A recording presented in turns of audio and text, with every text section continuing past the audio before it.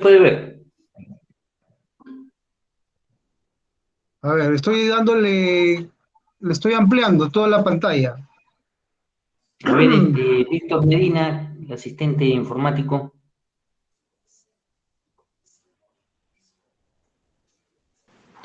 Creo que no se amplía del todo porque la ventana del PowerPoint se tiene que abrir completa. En la parte superior derecha habría Ujú. que ponerlo en pantalla completa. Ok, Sí ok, se puede. ok. El quien A está ver, con su celular simplemente lo amplía la imagen y se puede ver.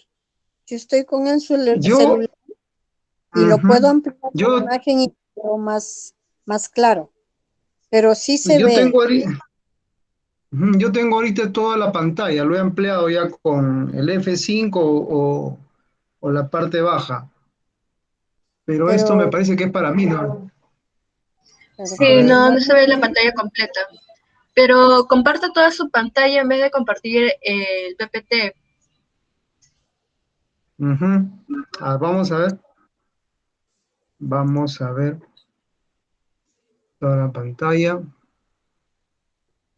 compartir.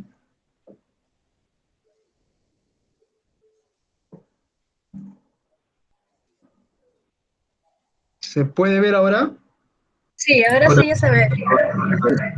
¿Sí? Ahora sí se ve bien, se ve bien. Ok, ok, ok.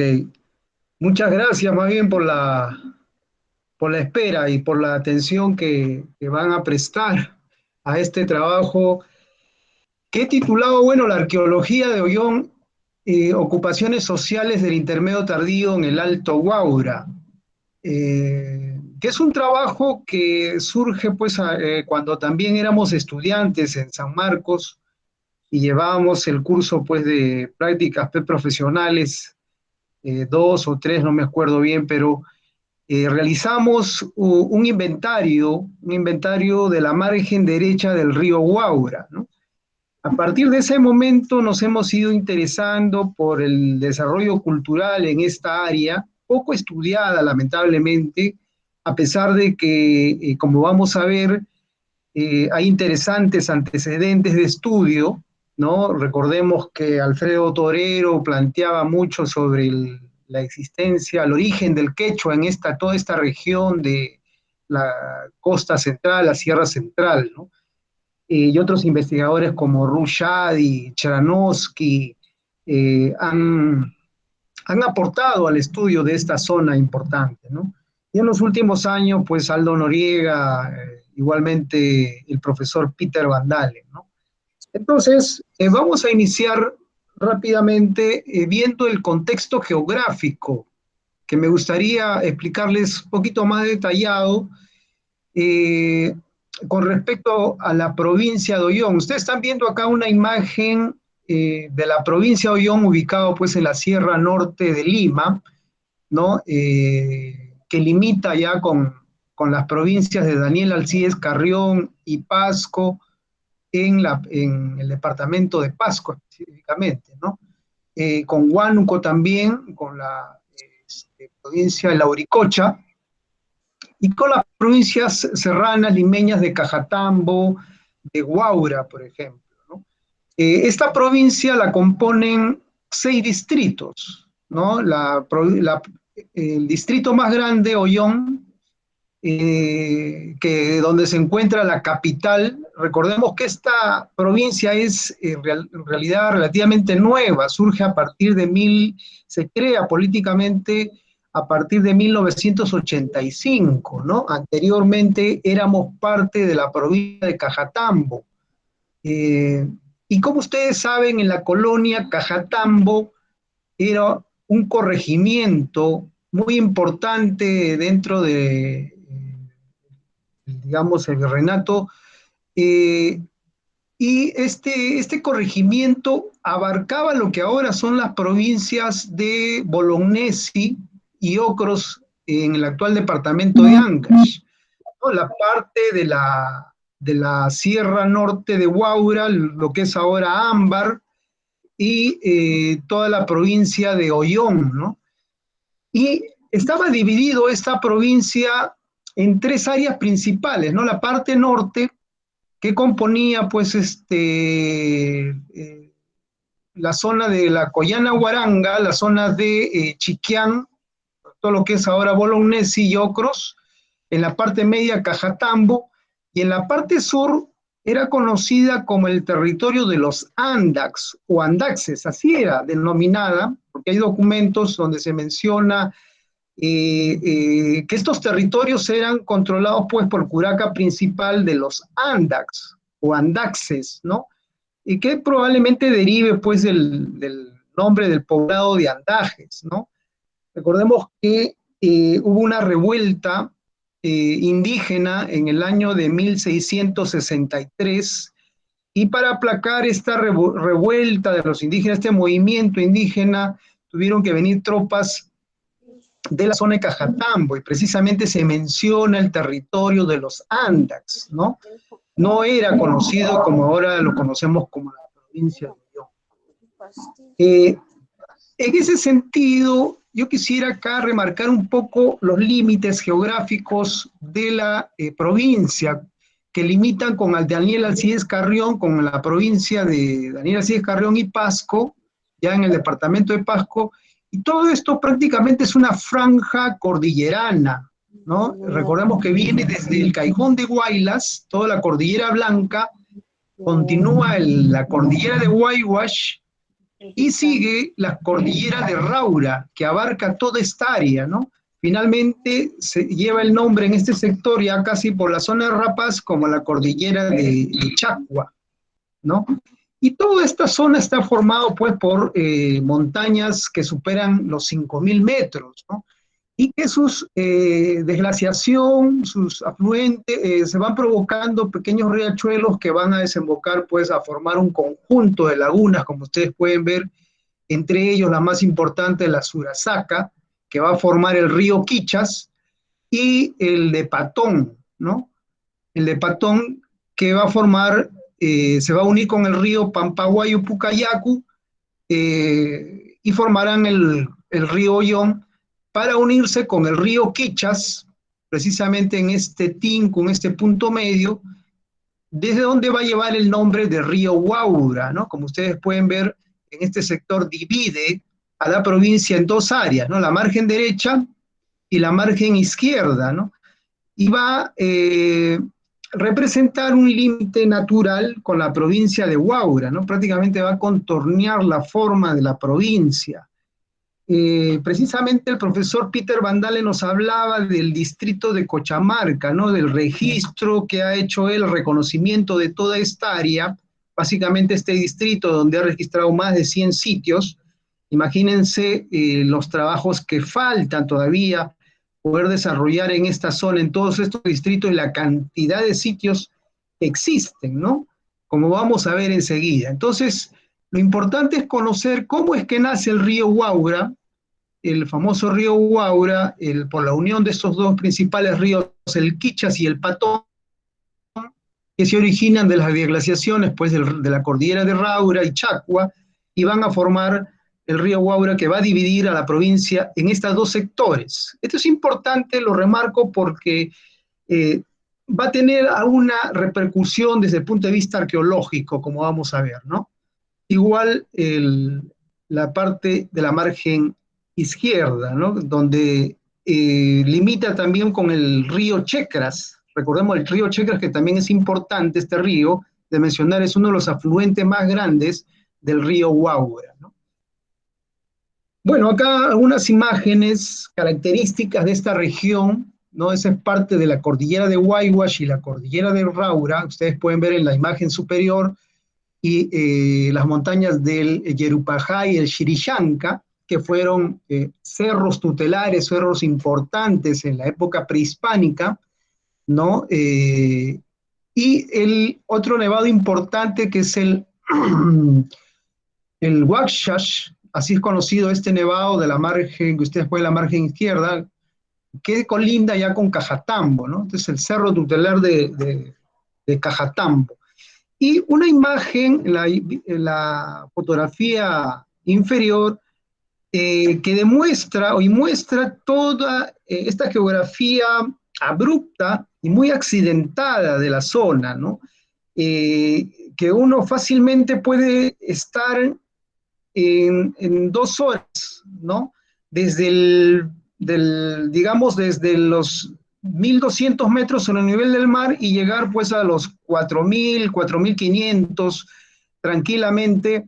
Puede uno recorrer todos estos pisos ecológicos, como ustedes pueden ver en esta imagen inferior, la cuenca del río Checras, ¿no? Que se une con la cuenca del río Guaura, ¿no? Y van a continuar hasta su desembocadura en el Océano Pacífico, y en el piso del valle, ustedes pueden ver acá una pequeña población, es la conocida como el balneario de Churín, de quien conoce estos baños termales, muy famoso, como una zona muy turística, y más arriba, a los 3.500, el poblado de Andajes, ¿no? Esta imagen está tomada desde los 4.200 metros sobre el nivel del mar. Imagínense que uno puede dar ese vistazo de todos estos pisos ecológicos que para el hombre andino fue muy importante conocer, ¿no?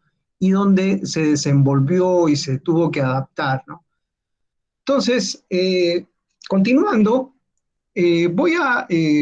nosotros dentro del trabajo utilizamos esta clasificación de zonas de vida propuesta por Hodge, ¿no? Este importante biólogo, en el cual hace una clasificación pues de de las zonas de vida, y gracias a los estudios de la UNER es que se llegó a identificar 13 zonas de vida en lo que es ahora el territorio de la provincia de Ollón, ¿no? Como ustedes pueden ver acá, todos estos pisos ecológicos que van de los 1.200 metros hasta los 4.850 metros, que es el nivel tropical, que es esta zona cordillerana, y que puede seguir hasta los 6.000 metros, ¿no? Entonces, ¿por qué es importante? ¿Por qué he colocado la importancia de esta clasificación de zonas de vida? Porque en base a lo que es el rango de precipitación, la biotemperatura y la altura, nos va a determinar algunos factores importantes para determinar por qué estas poblaciones se asentaron, sobre todo en estos pisos ecológicos que nosotros llamamos la Quechua, la Zuni y la Puna, ¿no? Son 3 importantes pisos ecológicos acá conocidos como el matorral desértico montano tropical, la estepa montano tropical y el bosque húmedo montano tropical, así como el paro húmedo subtropical, subalpino tropical, ¿no? Que son pisos ecológicos que van desde los 3.000 metros hasta los 4.600 metros sobre el nivel del mar, un área donde ha habido una fuerte movilidad dinámica en épocas prehispánicas, ¿no? Como vamos a ver enseguida. Empezaré nombrando las problemáticas de estudio para el intermedio tardío en la cuenca alta del Guaura, y para eso voy a referirme, por ejemplo, a un texto que tomé del profesor Daniel Morales, quien hace una definición muy interesante de lo que fue el periodo intermedio tardío, ¿no? Él indica que este periodo en la Sierra Central fue un territorio de grandes y pequeños grupos, ¿no? En la mayoría, dice, de los casos poco centralizados, sin una unidad política y en permanente estado de guerra e inestabilidad social, ¿no? Y esto lo vamos a ver claramente, ¿no? Son grupos que están controlando pues espacios, laderas o espacios que se dividen pues por la margen del río, por ejemplo, o las altas cumbres, ¿no? Áreas de pastoreo, por ejemplo, y que sus construcciones tienen muchos elementos defensivos o militares, podemos decirlo así, ¿no? Entonces esto nos permite verificar, ¿no?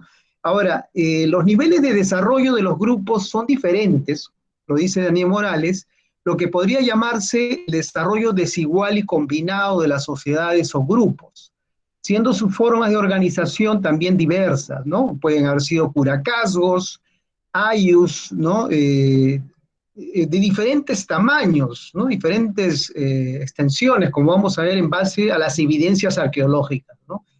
mientras unos actúan, perdón, mientras unos actúan de manera confederada, por ejemplo, los chancas, los huancas, ¿no?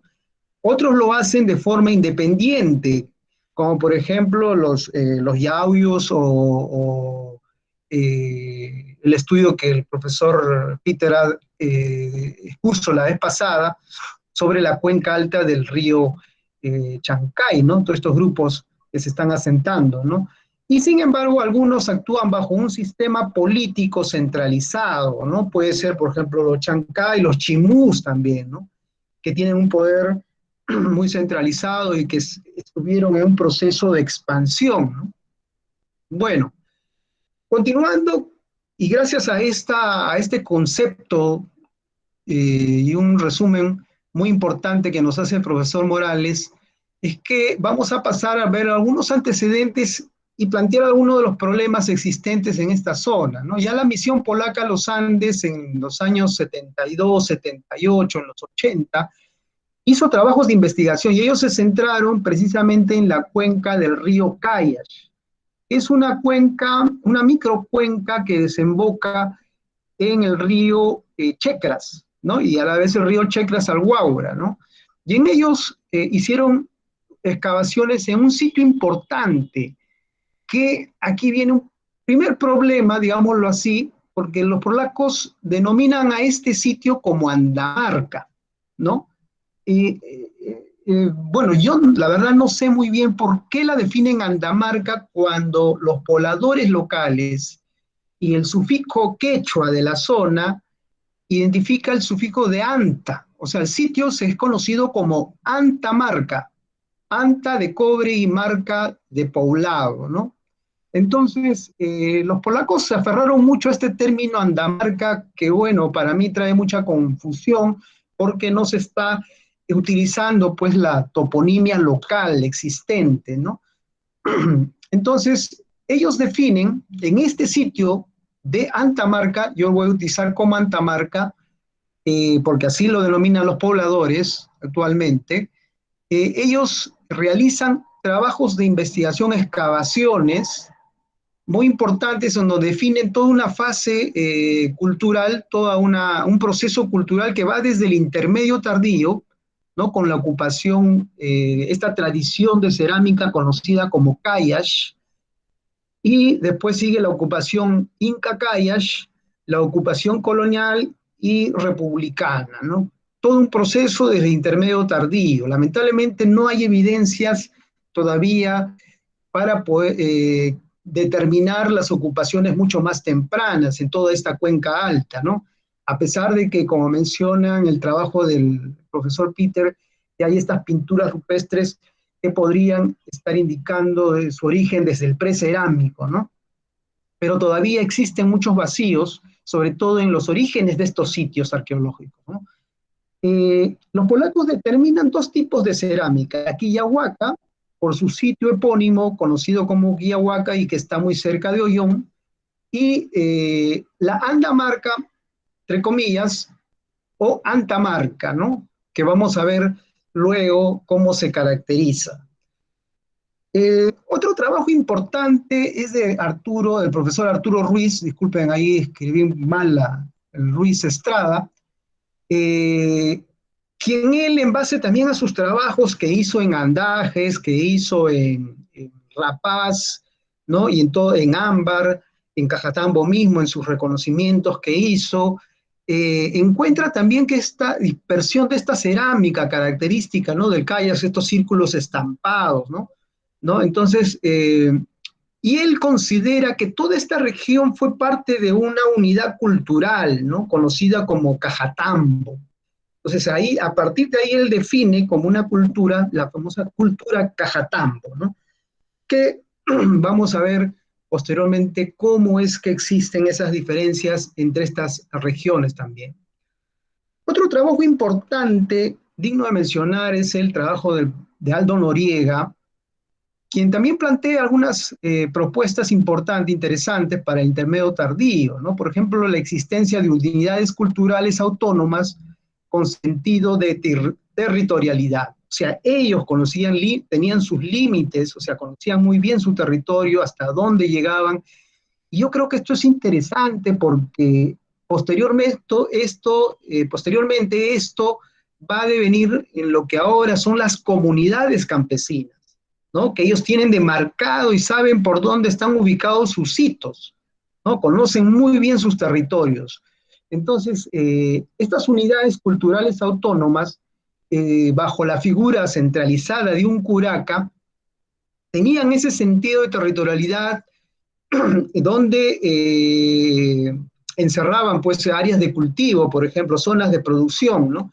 Por ejemplo, acá dice, estas unidades culturales ocupaban regiones vinculadas a las márgenes de los ríos, explotando los diversos pisos ecológicos, ¿no? Y esto es claro, clarísimo, ellos están manejando márgenes de estos ríos, como les digo, esa diferencia entre la margen derecha e izquierda, y ocupando desde los pisos bajos hasta las zonas de puna, ¿no? Por encima de los 4.000 metros, como también lo ha presentado el profesor Peter Van Dal, ¿no? Compartían elementos tecnológicos como la cerámica y la arquitectura, dice, ¿no?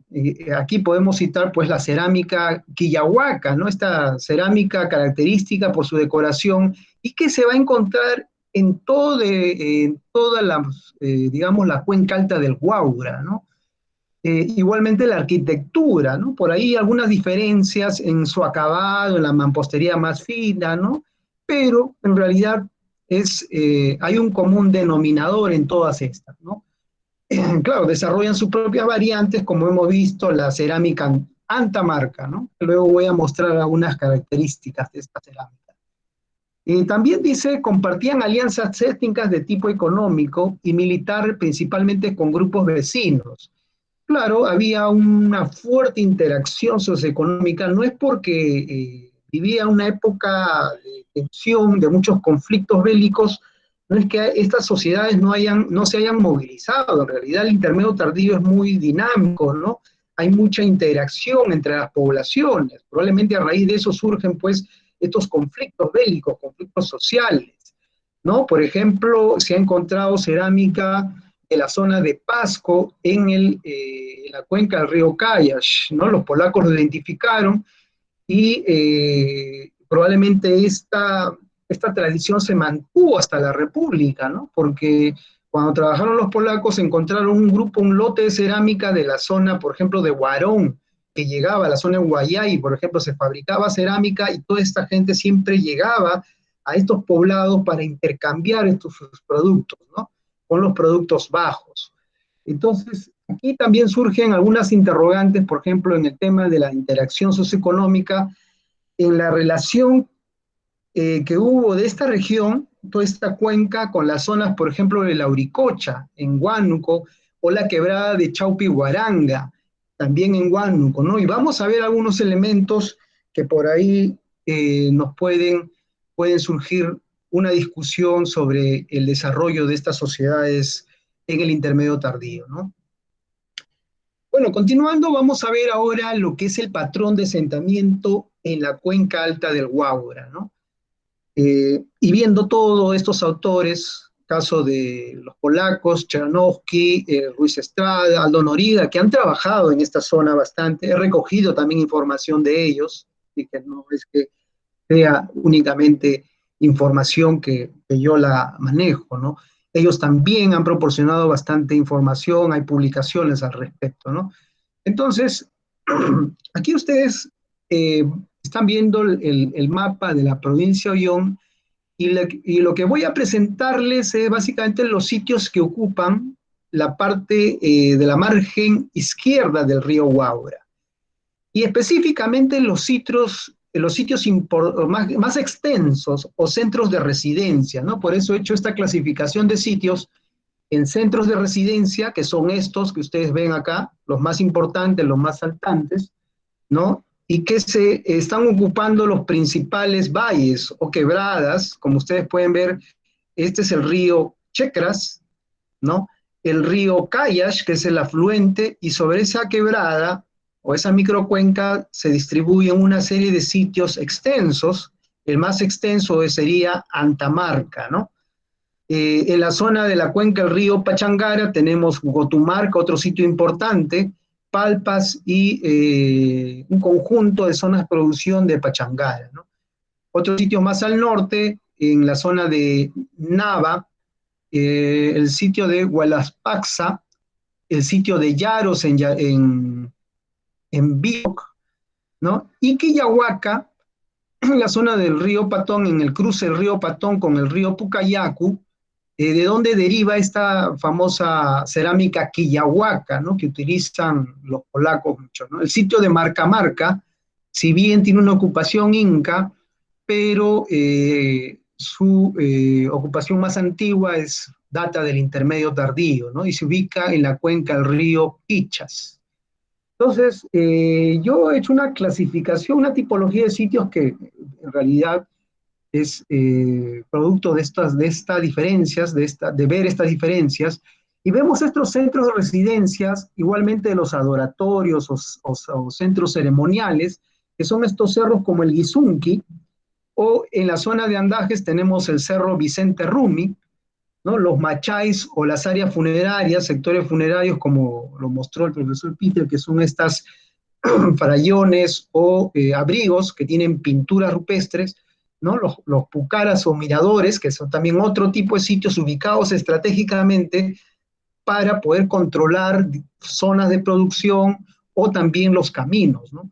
Las zonas de producción agrícola que están asociados directamente a los centros de residencia, los corrales para el pastoralismo, zonas de pastoreo que están siempre ubicados por encima de los 4.000 metros en las zonas altas, y la red de caminos o vías de interacción, ¿no? Hay una red de caminos en toda esta zona que data mucho más antes, pues, que los incas, ¿no? El camino inca, solamente para remarcarlo, viene de Pasco por esta quebrada, la quebrada Caijón, avanza por Pucayacu, baja por Patón, llegando a Ollón, continúa cerca por Marca Marca y se va hacia Cajatambo por la quebrada Uxpa, ¿no? Para llegar a la cuenca del río Cuchichaca, y va a continuar pues hasta el Cajón de Huaylas, ¿no?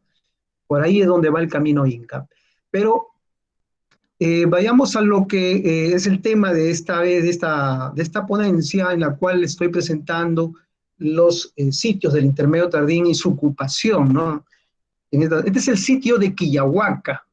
Quilla, como su nombre lo dice, luna, huaca, lugar ceremonial importante, ¿no? Ocupa toda esta ladera del cerro, ¿no? Donde se han aterrazado, se han construido terrazas y sobre la cual se construyen este tipo de estructuras de planta cuadrangular, en algunos casos rectangulares, con una mampostería muy del tipo pirca, muy, digamos, irregular, ¿no? No tiene un acabado muy refinado, digámoslo así. En este caso pareciera una estructura de la época inca, ¿no? Presenta un hastial ¿no? Con el techo a dos aguas, ¿no? Probablemente. Pero aquí hay una ocupación inca en Quillahuaca, se ha encontrado material en la zona. Bajando ya en la cuenca del Guaura, llegamos al poblado de Palpas, ¿no? Y muy cerca al poblado de Palpas hay una ocupación que debe estar entre los 3.300, 3.400 metros. Estos sitios son importantes de remarcar y luego vamos a ver por qué, ¿no? Son sitios que no tienen sectores defensivos, no es notorio ver sectores defensivos, pero sí hay una serie de corrales, construcciones muy destruidas, muy afectadas por las reducciones, por los actuales poblados que han ido creciendo, ¿no? Pero es importante, y luego vamos a ver por qué, pero hay un conjunto de construcciones dentro y no presentan sectores defensivos, ¿no? Abarcan sobre todo promontorios, montículos naturales, sobre la cual se ha construido, pues, se ha terrazado y se han construido estructuras, ¿no? Lamentablemente este sitio, el de Palpas, viene siendo reutilizado por el cementerio del poblado, ¿no? Mucho en la misma cuenca, en la parte alta, encontramos un sitio conocido como Gotumarca, ¿no? Que es típico del intermedio tardío, presenta sectores defensivos, áreas residenciales, probablemente áreas ceremoniales como plazas, ¿no? Pero lo más saltante aquí es la arquitectura, ¿no?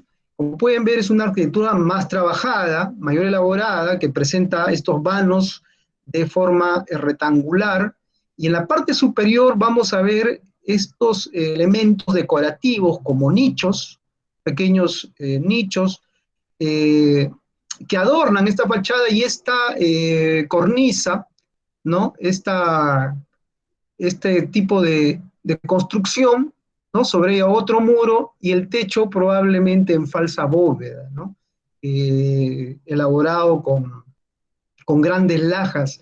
Estos sitios se ubican sobre encima, como les digo, de los 3.700 metros sobre el nivel del mar, que son típicos del intermedio tardío, ¿no? Igual otro sector del mismo sitio en Gotumarca, que presenta también un trabajo muy fino, con el uso de pachillas, ¿no? Estas pequeñas piedras que son colocadas en los intervalos entre las piedras rectangulares, ¿no?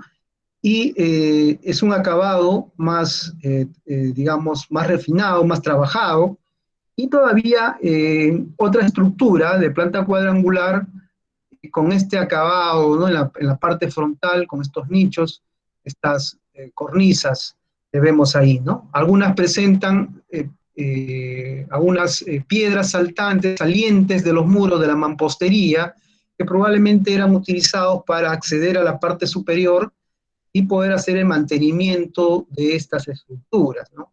Están asociados siempre a espacios abiertos, ¿no? Pequeños patios o áreas también ceremoniales.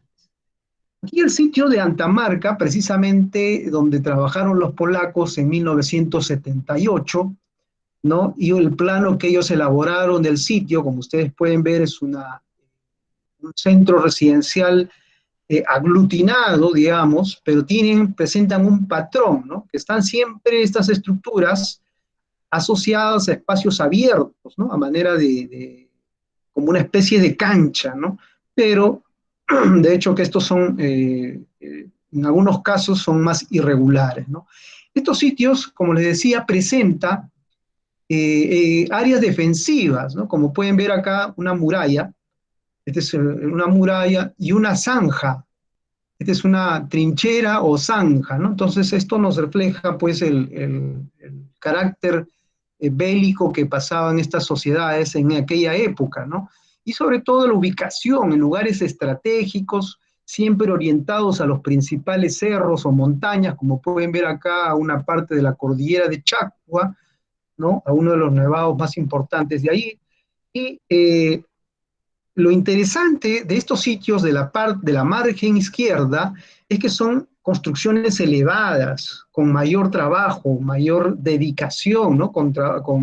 Digamos, con piedra canteada, ¿no? A diferencia de lo que vamos a ver en la margen derecha, ¿no? Igualmente acá el sitio de Chaulín, en Huacho Sin Pescado, en Antamar, cuenca del río Cayash, y estas estructuras rectangulares están ocupando pues laderas donde se ha terrazado y están ocupando estos espacios muy empinados, ¿no? Otro sitio de Paraque en Taucur, frente a Huacho Sin Pescado, en otra margen, la margen izquierda de la cuenca del río Cayash, y aquí los sitios que les he mencionado, Antamarca, Chaulín y otros más como Quillahuaca, Marcamarca, y la altitud, ¿no? La ubicación, y mayormente están ubicados por encima de los 3.500 a los 3.800 metros, ¿no? 3.900 metros, este es el rango de ocupación de estos sitios. Pero algunos destacan, como el caso de Mesapata, que está muy cerca de la localidad de Ollón, en Churín, que está a los 2.561, ¿no? Este sitio es interesante de poder investigar en el futuro, ya que probablemente contenga mucha información de épocas, digamos, más tempranas en la región, ¿no? Pero como ustedes pueden ver, este es el rango entre 3.500 a los 3.900 metros sobre el nivel del mar de los sitios que ocupan los centros de residencia, estoy hablando. Exclusivamente me estoy centrando en este tipo de sitios, ¿no? Y bueno, sobre la margen derecha, vamos a tener también otros conjuntos de asentamientos que están ocupando las principales microcuencas, como pueden ver acá. Por ejemplo, solamente para citar una, la cuenca del río Uras o Pucayacu, esta de acá, está ocupado sobre la margen derecha por un sitio principal, que sería Antahuay, ¿no? Que controlaría todas estas zonas de producción, ubicados sobre la margen derecha, y sobre la margen izquierda el sitio de Cucún, ¿no? Que también controla otras áreas de producción y probablemente en épocas del intermedio tardío surgieron acá unos conflictos por el tema del agua, ¿no? Porque hay una sola captación de la cual nace un canal de aproximadamente 10 kilómetros que va a llegar hasta Antahuay, ¿no? Y todavía se mantiene en la memoria colectiva de los pobladores esa rivalidad entre las sociedades de Cucún, los pobladores de Cucún y Ninash, ¿no? Por el conflicto, por el tema del agua, ¿no? Que ellos querían construir un canal y al final vencieron los de Antahuay y pudieron lograr traer el agua a todas estas zonas de producción, ¿no? Y bueno, y así, este es el área estudiada, la zona de Cochamarca, también donde se ha hecho un registro minucioso de sitios, la zona de Naván, que también tenemos sitios importantes como Quimahuaín, perdón, el sitio de Huachos, como vamos a ver enseguida, ¿no? Aquí ustedes pueden ver lo característico de la geografía, muy accidentada, con laderas muy empinadas, formando estos famosos valles en B, ¿no? Y lo notorio es siempre esta división de las áreas de producción, ¿no? La parte baja, que ustedes ven de color verde, que está sembrado, corresponde pues a la parte irrigada, ¿no? La parte del canal limita con las áreas de cultivo por secano. Mayormente las poblaciones del intermedio tardío están ocupando esta zona, las zonas altas por encima de las áreas de cultivo por secano. Por ejemplo, el sitio de Ragaj se ubica en este sector de acá, ¿no? Y está controlando fácilmente estos pisos ecológicos, tanto de áreas irrigadas como zonas por secano y las zonas altoandinas, ¿no? Por encima de los 4.000 metros, como vamos a ver, ¿no?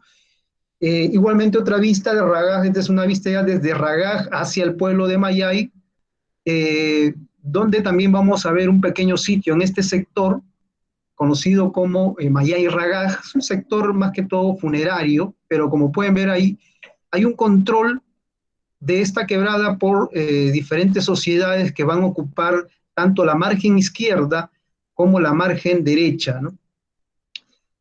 A unos sectores defensivos de Ragaj, como pueden ver acá, una estructura, parece una muralla que tiene dos contrafuertes. Ustedes pueden ver aquí. Nuestra impresión por primera vez de ver esta estructura nos pareció un castillo medieval, ¿no? Por los dos contrafuertes, pero nos muestra pues el carácter defensivo que estaban estaban protegidos estos sitios, ¿no? Asociados pues a zanjas o trincheras también, ¿no? Precisamente en áreas más vulnerables o de más fácil acceso a los sitios, como pueden ver ustedes, ¿no? En la zona ya de Andajes, en la cuenca del río Uras, tenemos estos sitios como el de Cucún, donde vamos a ver el acabado de las estructuras de la mampostería es diferente, un poco diferente, digámoslo así, por el acabado sobre todo.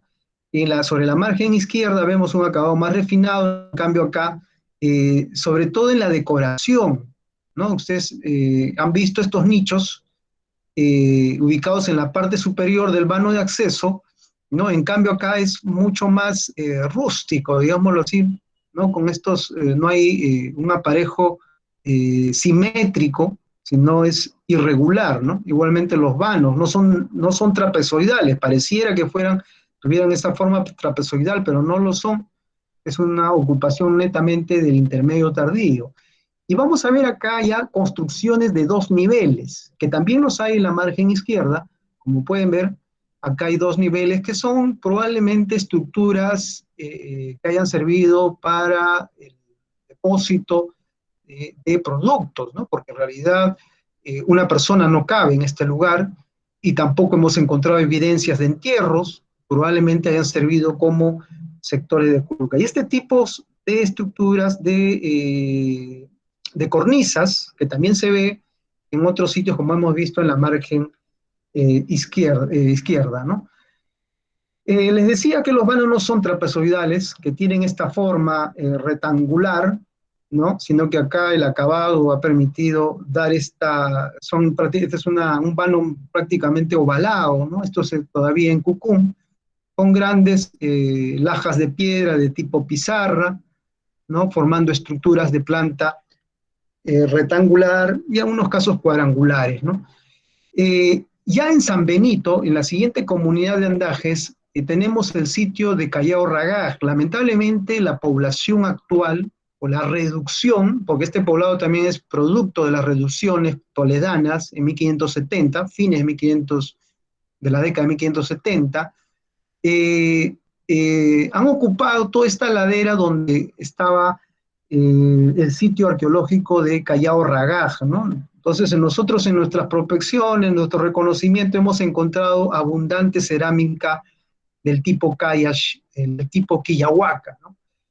Otro sitio importante, bajando ya desde San Benito por el camino antiguo, este es el camino que lleva de San Benito a Caujul, que es un camino también, como les digo, de épocas anteriores a los incas, y que llevaba precisamente a este sitio que es de Tambojirca, en Caujul, que está ubicado sobre los 3300, en realidad no presenta elementos defensivos, estos son simplemente terrazas que se han elaborado para contener, pues, para evitar la continua erosión del terreno. Como son terrenos empinados, prácticamente se ha tenido que aterrazar y construir muros de contención a manera, pues, de andenes, ¿no? Que son sitios que lamentablemente todavía no se han estudiado, pero que guardan mucha información de las ocupaciones más tempranas. En Huacho, en la zona de Naván, también tenemos construcciones muy parecidas, como este tipo de voladizos o cornisas ubicadas en las principales fachadas de las estructuras. Igualmente esta estructura que presenta unas piedras salientes, que les decía, y es aquí donde se puede ver el fin que ha tenido, ¿no? Para poder acceder precisamente a la parte superior, que prácticamente en este sector ha colapsado, ¿no? Y ha destruido, o se ha destruido la estructura completamente, ¿no? La zona de Naván, también otros sitios, en la parte baja, igual en la parte alta tenemos el sitio de Quimahuaín, formado por construcciones funerarias como esta, que se da pues a lo largo de todos los Andes, pero con un acabado también en techos o cubiertas en falsa bóveda, con estas cornisas salientes, que es un detalle interesante que nos permite pues comparar con otras sociedades. Igualmente el sitio de Guajia, en la zona ya de Cochamarca, ¿no? Este sitio también que presenta una ocupación netamente en el intermedio tardío, que tiene áreas defensivas, ubicando laderas también muy empinadas, y algunos vanos, en este caso presenta un vano de forma trapezoidal, hay ocupación inca en esta zona, ¿no? Igual, para mostrarles un poco la ubicación y el rango de ubicación, digamos, de estos sitios, entre los 3.500 a los 4.000 metros, ¿no? Destacan la mayoría de sitios del intermedio tardío, otros sitios como el caso de Santa Rosa, en este caso Ninash, el caso de Santa Rosa que está entre los 3.490, el sitio de Tambojirca y Yagya en el poblado de Puná. Vamos a ver que estos sitios, sobre todo el de Santa Rosa, presenta ocupaciones más tempranas y probablemente ahí encontremos una definición ya de el origen de estos poblados del intermedio tardío, ¿no?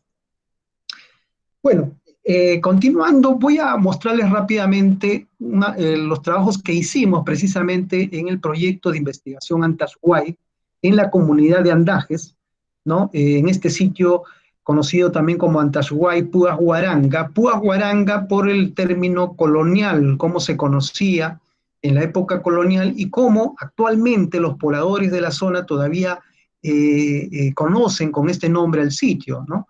Nos comentaban algunos pobladores que el sitio no se llamaba Antashuay, sino Puahuaranga, ¿no? Y al revisar los documentos coloniales vimos que en la colonia todavía se le denominaba como Puahuaranga, que probablemente sea un término que derive de la época inca, ¿no? Bueno, algunas características del sitio, siempre ubicando los promontorios, las partes altas, ¿no?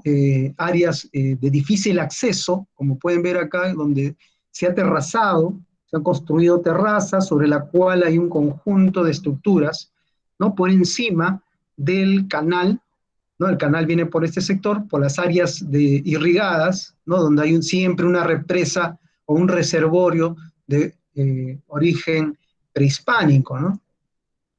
El área residencial, la cual hemos intervenido en este sector, ¿no? Ustedes pueden ver la antigua población del intermedio tardío y la población de origen colonial, la reducción toledana, el nombre del pueblo de San Santiago de Andajes, ¿no?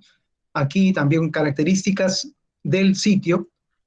Esta imagen quería mostrarles pues el área defensiva. Ustedes pueden ver en la parte inferior el conjunto de zanjas, en realidad hay 2 o 3 zanjas que la están dividiendo de todo el sector residencial, ¿no? Es una trinchera, es una zanja, digamos, de 2 a 3 metros de ancho y 2 metros, en algunos casos 2 metros de profundidad, sobre la cual se levanta una primera muralla, que pueden ver acá, una segunda muralla que separa todas estas áreas, probablemente de corrales o zonas agrícolas, y el conjunto de residencias y de estructuras domésticas en la parte superior, ¿no? Y en la parte baja, en la parte posterior del sitio, ¿no?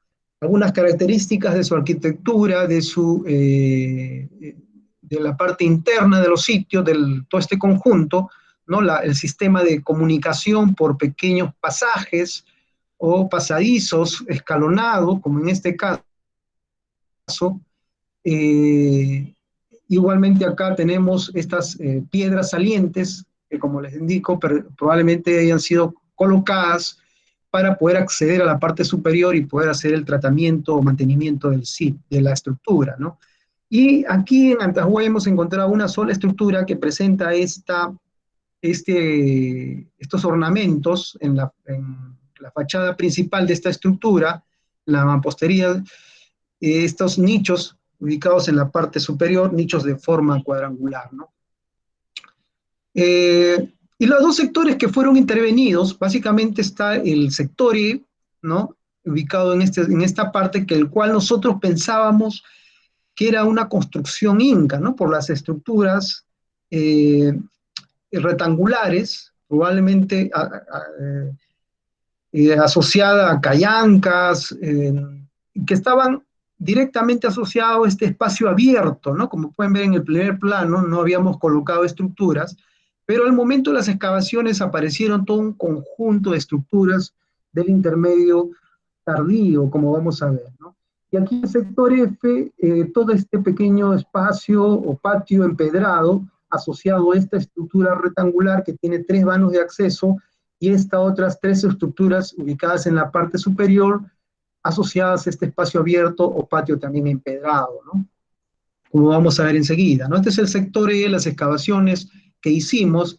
Podemos definir esta unidad doméstica, característica, son estructuras rectangulares, 3 estructuras rectangulares, frente a este espacio abierto o un patio con un pavimento de piedras, ¿no? Y aquí otra foto, otra imagen, desde la vista de la superficie, ¿no? Se excavó esta estructura en la cual pues determinó un conjunto de elementos, como pueden ver acá, un fogón ubicado sobre la parte sureste de la estructura, sobre la cual, digamos, en la parte interior de este fogón hay un entierro, se encontró un entierro.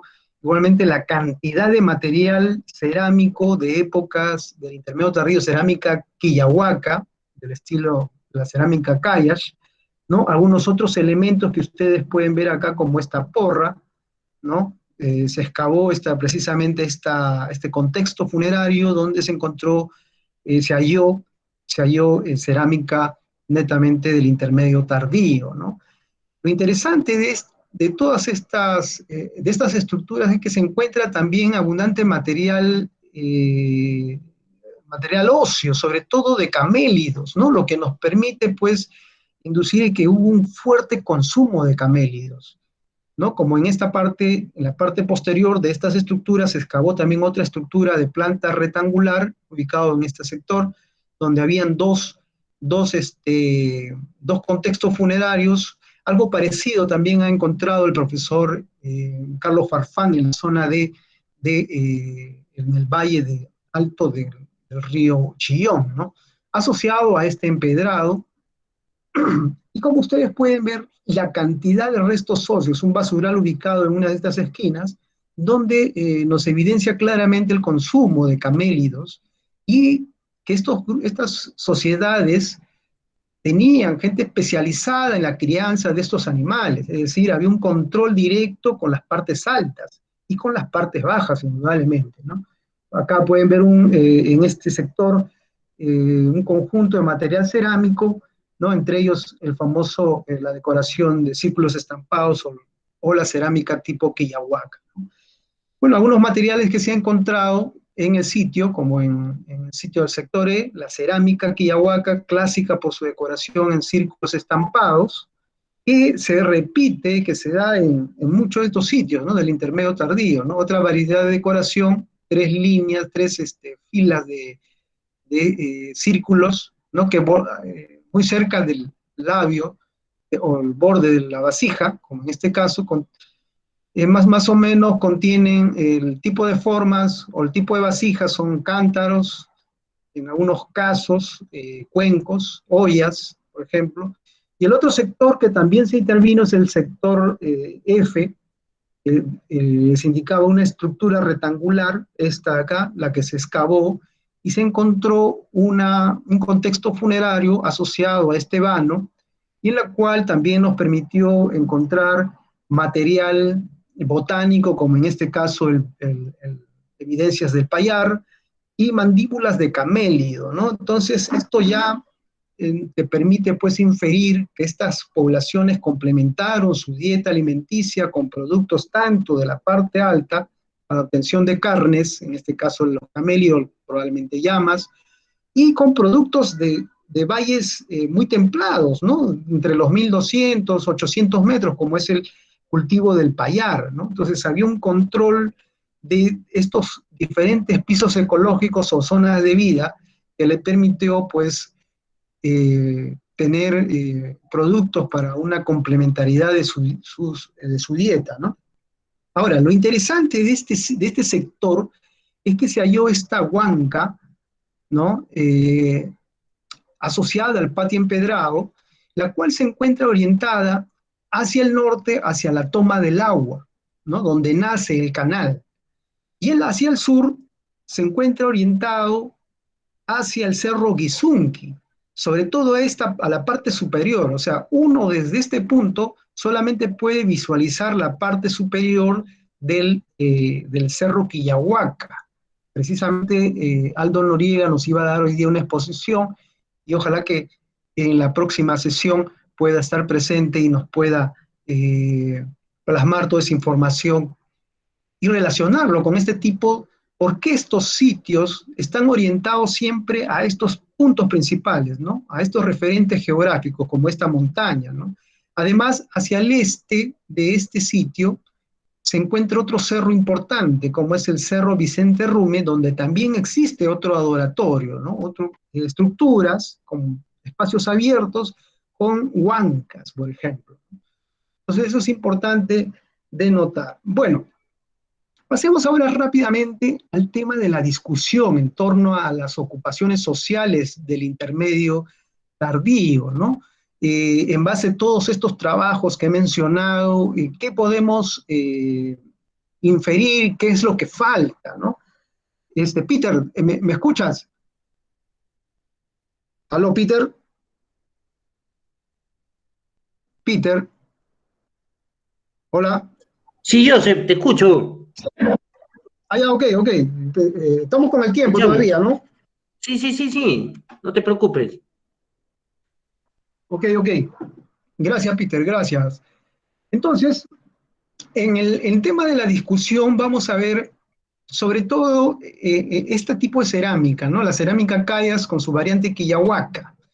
Los polacos hablaban de una tradición que se va a dar en toda el área central andina, ¿no? Sobre todo entre la costa y la sierra, ¿no? Porque se va a encontrar, por ejemplo, en la cuenca alta del río Chancay, hay abundante esta cerámica también. Sergio Sáenz también encontró esta cerámica en San Blas, encontró algunos fragmentos de este tipo de cerámica, ¿no? Y los polacos lo han registrado pues en toda la cuenca alta del río Guaura. Nosotros también, los trabajos de Aldo Noriega y Peter Van Dale también han registrado pues que es un área de distribución muy amplia, ¿no? Entonces, estarían formando una unidad política, cultural, eso todavía yo creo que es una pregunta que queda en el futuro poder hacer más investigaciones y contestarlo, ¿no? Pero además, esta cerámica la encontramos en el valle medio, ¿no? Del Guaura, por ejemplo, en los sitios de Cañas, de Casablanca, en la zona de Andahuasi, en Sayán, ¿no? Hay abundante cerámica, sobre todo con mayores variantes, mayores tipos decorativos, ¿no? Es por eso que los polacos plantean el origen de esta tradición decorativa, ¿no? De esta cerámica se da precisamente en la costa, ¿no? Y desde ahí se difunde hacia la parte alta, ¿no? Igualmente los polacos plantean de que esta cerámica estaría mostrando un poco el área cultural digamos, la cultura guaura, ¿no? Lo que hablaba María Rostorowski, que llegaba pues hasta la margen derecha del río Chancay. Y nosotros en nuestras algunas prospecciones que hemos hecho en el valle de Chancay, sobre todo en la parte baja, encontramos, por ejemplo, una vasija de este tipo en la margen izquierda. Esto está ubicado en el cementerio de Pasamayo, ¿no? Que está sobre la margen izquierda, ¿no? Y los polacos hablaban al menos en sus publicaciones manifiestan, de que esta cerámica solamente se encontró hasta la margen derecha, ¿no? Entonces, también lo vemos en el valle del río Chillón, ¿no? Carlos Farfán ha encontrado en sus reconocimientos, también en la parte alta, cerámica Callas. Y en la costa se da con mayor fuerza, por ejemplo, en el valle del río Pativilca, ¿no? En los sitios más tardíos vamos a encontrar este tipo de cerámica, claro, con unos variantes en sus formas en la vasija, pero la decoración siempre es la misma. Esta es la cerámica, por ejemplo, encontrada en Manchán, en el sitio arqueológico de Manchán, en el valle del río Casma, ¿no? En la margen izquierda, un sitio con ocupación chimú, con ocupación inca también, ¿no? Entonces, aquí hay un primer problema que es necesario, pues, indagar más investigar más para poder responder muchas interrogantes sobre su origen, sobre todo su origen y su área de distribución, ¿no? Recordemos que también algunos autores hablan de que este tipo decorativo la encontramos en el Cajón de Huaylas, de la cerámica Quilpo, por ejemplo, ¿no? Entonces, al parecer hay una especie de moda o tradición que se va a distribuir por toda la Sierra Central andina, ¿no? Otro aspecto importante que hay que discutir también es el origen de esta cerámica, la cerámica antamarca, o la cerámica, entre comillas, andamarca que plantean los polacos, en la cual su característica es pues esta decoración de los labios, los bordes de las vasijas de color rojo, sobre la cual se desprenden unas franjas de color rojo también, ¿no? Como ver acá. Los polacos planteaban de que esta cerámica solamente se fabricó en la cuenca del río Callas, especialmente en el sitio de Antamarca. Ahí encuentran más del 90% de este tipo de cerámica, y que ellos consideran de que eran grupos o sociedad alfareros que venían de otros lugares precisamente a fabricar esta cerámica, ¿no? A manera de hipótesis, se puede dar esta figura. Recordemos que hay casos como lo planteado por Geoffrey Ramón sobre los alfareros golondrinos, ¿no? Como el caso de la zona de Parón en Guayay, que estos grupos venían pues hasta el río Cayash, hasta la cuenca del río Cayash, a fabricar su cerámica Guayay, ¿no? En la época republicana. Entonces es probable que esto también se daba en épocas prehispánicas, ¿no? Pero nosotros, en base a nuestras colecciones, hemos encontrado esta cerámica en el sitio de Santa Rosa. Precisamente es un sitio que está entre los 3.400 metros sobre el nivel del mar. Está acá ubicado en este sector, ¿no? Es lamentablemente un sitio muy afectado por, primeramente sirvió como un relleno sanitario, actualmente han aplanado y querían hacer una cancha de fulbito, pero es un sitio que presenta una ocupación mucho más antigua, más temprana, como vamos a ver, ¿no?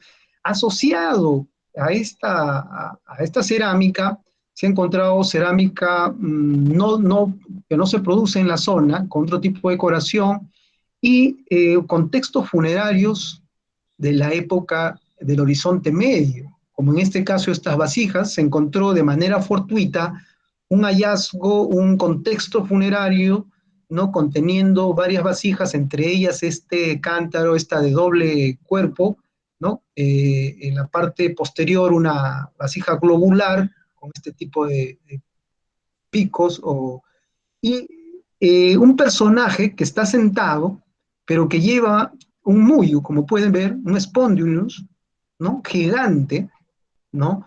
Lleva pintura facial y una gorra de cuatro puntas, ¿no? Sobre su trono o asiento, como queramos llamarlo, encontramos dos serpientes, una de color negro y otra de color blanco, ¿no? En la vasija posterior encontramos el famoso glifo de Pachacama. Indudablemente que esta cerámica no se fabricó en esta zona, o al menos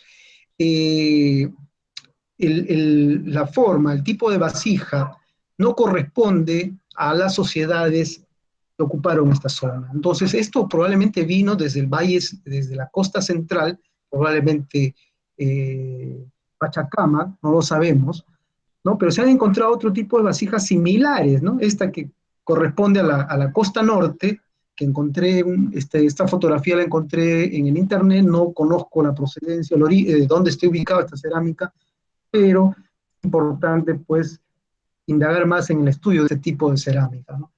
Otra vasija, encontraba ese cántaro, ¿no?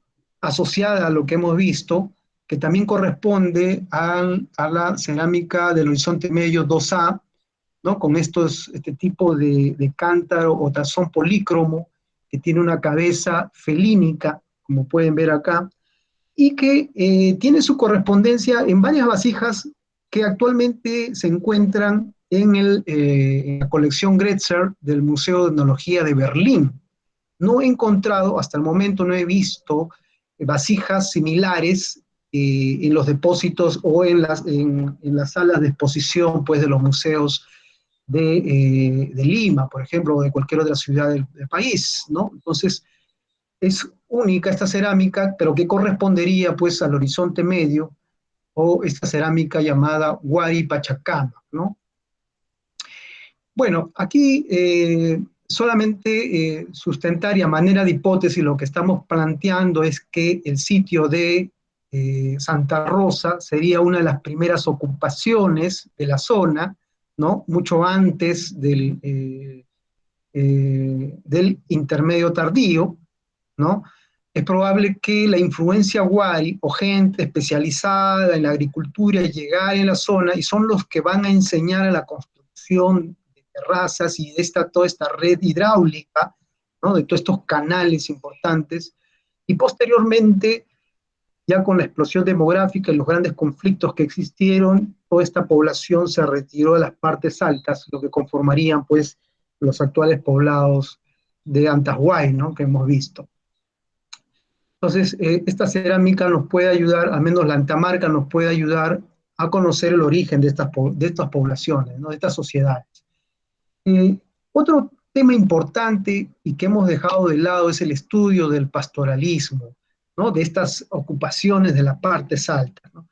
Y precisamente en la zona de Ollón, en toda la provincia de Ollón, encontramos grandes conjuntos de construcciones, ¿no? Ubicados por encima de los 4.000 metros, ¿no? Son pequeños o grandes corrales asociados a pequeñas estructuras que fueron utilizados probablemente en el intermedio tardío, y se intensificó esto con los incas, y en la colonia precisamente se le dio mayor realce, ¿no?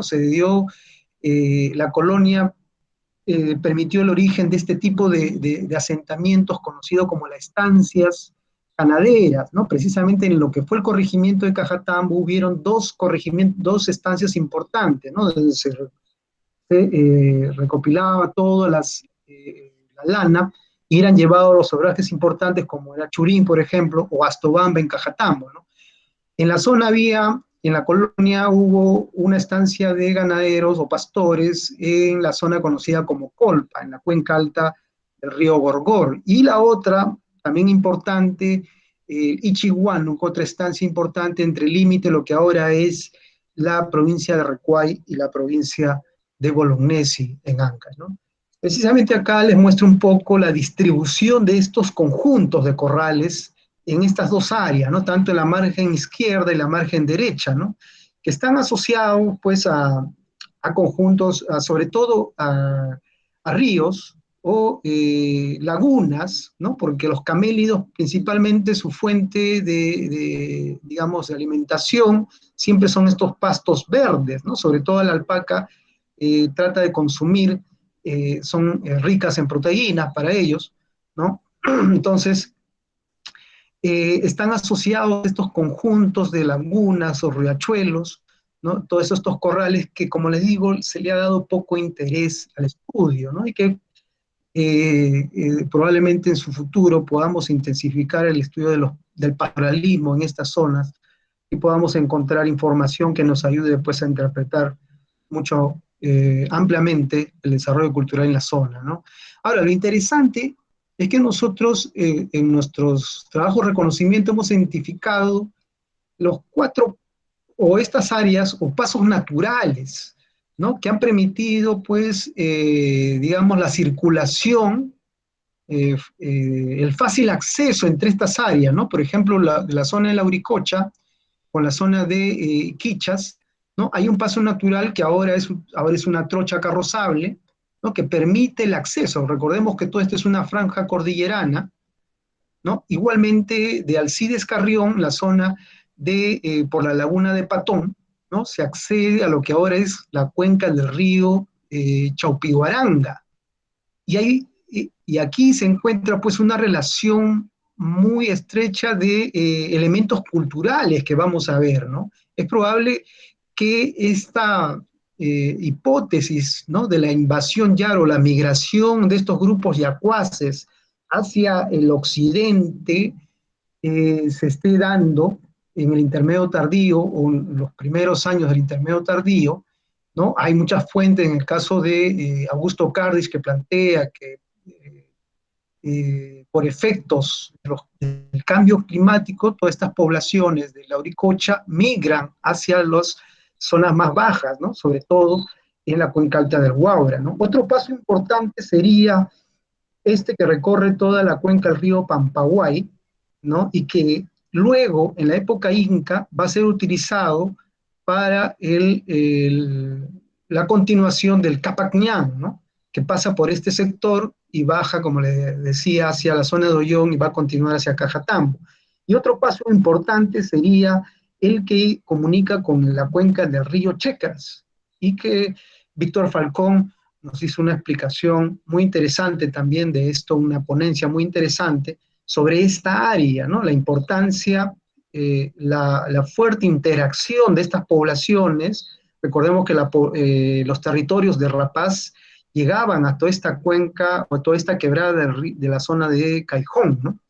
Entonces, hasta aquí eran sus linderos, sus territorios, que luego en la colonia van a ser disminuidos, y posteriormente en la República va a establecerse lo que actualmente es el territorio de la comunidad campesina de Rapaz. Entonces, es importante tomar en consideración para futuros trabajos el tema del pastoralismo en la zona. Y acá, algunos elementos que le indicaban, ¿no? Por ejemplo, con la zona, esta relación con la zona de la cuenca alta del Guaura, con la zona de Chaupiguaranga, que hasta el día de hoy se da una relación muy fuerte, ¿no? Entre estas poblaciones, ¿no? Es más, eso se ha vuelto una especie de corredor, ¿no? Por lo mismo del movimiento económico que hay por las minas de carbón en Ollón y otras minas que van pues hasta la zona de Yanahuanca, ¿no?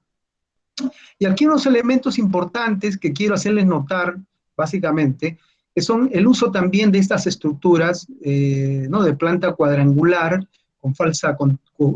cubierta en falsa bóveda, con el uso de cornisas o aleros, y estos nichos, ¿no? En este caso a manera de ventanas, pero que un poco recuerdan a lo que les he mostrado, ¿no? Al parecer hay una influencia desde esta zona hacia la parte de la cuenca alta del Guaura, ¿no? El uso de cornisas y estas estructuras en la parte superior, estos nichos, ¿no? Hacen ver esta relación muy fuerte de influencias de elementos culturales entre estas dos cuencas, ¿no? Ya para estar culminando, mostrarles un poco acá el cuadro cronológico de todo el proceso cultural de la provincia de Ollón y algunos vacíos que todavía faltan resolver. Yo creo que todavía falta ahondar más en el tema del horizonte medio, el intermedio temprano, el horizonte temprano, a pesar de que los polacos encontraron un sitio con ocupación de tradición San Blas, todavía no conocemos una ocupación formal en el horizonte temprano, menos en el intermedio temprano, y en el horizonte medio lo único que contamos es con este hallazgo fortuito de cerámica Pachacamaca, ¿no? El horizonte medio 2B, ¿no? Ubicado en el sitio de Santa Rosa. Y bueno, todo lo que viene enseguida en el intermedio tardío propuesto ya por la misión polaca Los Andes, ¿no? Bueno, finalmente estos pueblos, esta sociedad, estas poblaciones, si bien no tuvieron un cambio drástico en la época inca, con la llegada de los hispanos prácticamente van a sufrir un trauma mucho más fuerte, ¿no? Porque prácticamente se va a enajenar de sus poblaciones, se les va a trasladar, dando origen a las reducciones toledanas, como en este caso los pueblos de San Santiago de Andajes, ¿no? A la usanza hispana, ¿no? Con sus calles rectas, ¿no? Su plaza principal, con la iglesia, la capilla principal, ¿no? Y en la parte superior siempre sus asentamientos o sus pueblos viejos, como son recordados hoy en día, ¿no? Donde se les va a adoctrinar a la fe católica, se les va a prohibir, es más, practicar su religión, ¿no? Entonces va a haber un cambio radical, yo diría hasta va a producir el famoso síndrome colonial de estas poblaciones, ¿no? Que todavía conservan eso actualmente como, por ejemplo, parte de sus tradiciones culturales, ¿no? Como es diferentes festividades donde se hace ver, pues, esos elementos, surgen esos elementos culturales, como es, por ejemplo, en la fiesta de julio, ¿no? Donde se hace pasear, sale en procesión el santo patrón San Santiago, ¿no? Que para el equivalente andino sería pues Illapa, ¿no? El dios andino. Recordemos que ese es el dios de los yacuaces, el dios de los pastores. Entonces por ahí una relación muy directa entre estos grupos, y creo yo que el aporte de Dubiols también fue importante para la definición de estas poblaciones, ¿no? Actualmente también, ¿no?